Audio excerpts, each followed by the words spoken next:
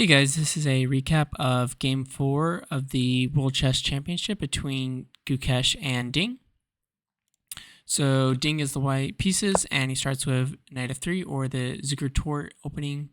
And so this is just a really flexible opening. It can transpose into a bunch of different openings. But he plays the more passive approach with e3. He plays b3, so he's planning to either put his bishop on b2 or a3. Gukesh goes for London setup with the black pieces. And this opening is really flexible for both sides. They can make a lot of decisions. And most moves are pretty equal as long as they're logical. So we get some normal moves like h6. And then this is like the first main decision in the opening, which is Bishop a3. Now, I was listening to Hikaru, and he was saying that like Richard Report would play this line a lot. So Ding probably prepared that because of him. And then Gukesh responded really well, so he must have known the ideas. Plays knight e7, castles, and Gukesh plays e6, and the whole point of putting the knight there so that when Ding trades, he can take with the knight. c4, all standard moves, just getting some space. Ding's not deciding to move his d pawn, just keeping things flexible. Get castles, we get a trade of pawns. And then he plays b4, and this is actually the critical way to play. So it seems like Ding has actually prepared like quite a bit in this opening. But Gukesh just continues to play solid. And then Ding plays knight d4, and this forces Gukesh to make a few decisions. Like he had to put his bishop somewhere. He either kept it like in the middle of the board, or he put it on a7, so that's where he put it. Then Ding plays queen b3. Again, he's making Gukesh have to play at least accurate enough. And then Gukesh plays knight e5, provoking f4, but Ding doesn't want to play it, so he plays a4 instead, just gaining space. And this was the top engine move. Gukesh could have played a5 here. It would have been a sharp line, so he instead plays rook c8, which is still solid. a5, which is one of the top engine moves again. And then Gukesh plays b6. And so there were a few options here. Ding could have played for, I guess, like for a win, or at least, like play for a win. And he could have played bishop a6, but that was a kind of a difficult move to play. But the main line that he could have played was like takes and f4. But he didn't go for it. And I guess after knight here, you still can't take, I think. You still have to prepare it. Like you have to play rook a2, because if you take right away, there's like a bishop d3 when the lines open up and the queen and the rooks hit. I don't think rook a2 prepares it. But yeah, so like f4 is not like that good. The main engine line was like bishop a6.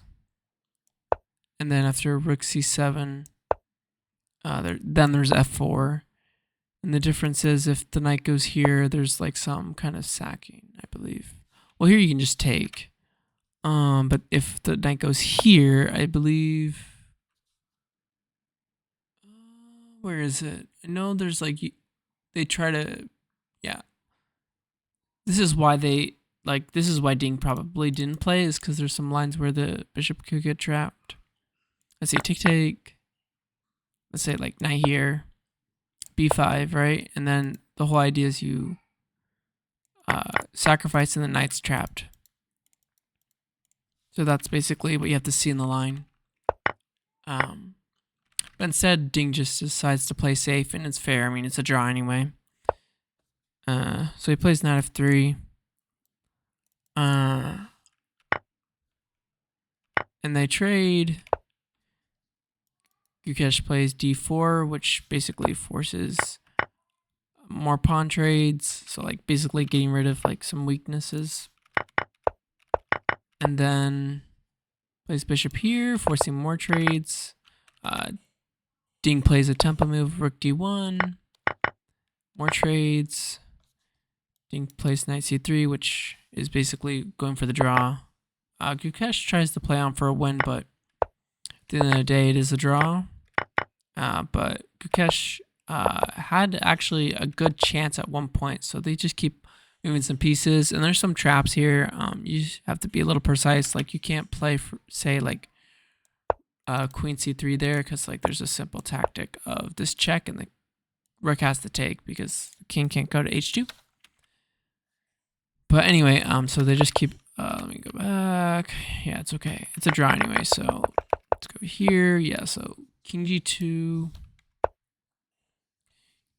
king h7, queen c4, queen d6, e4, and then Gukesh again playing on, trying to see if Ding makes any mistakes.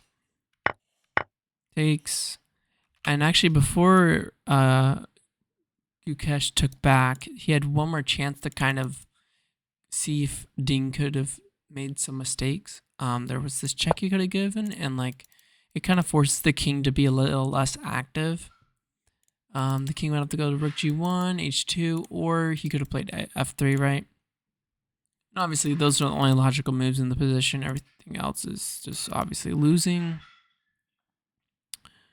So, I mean, the reason I think it's a good attempt is because, like, after, say, like, a king move, then you can take, and, I'm not sure, like, let's look at a line real quick, like, queen c2, queen g6, it could have made more progress, maybe, like, with a g6, right?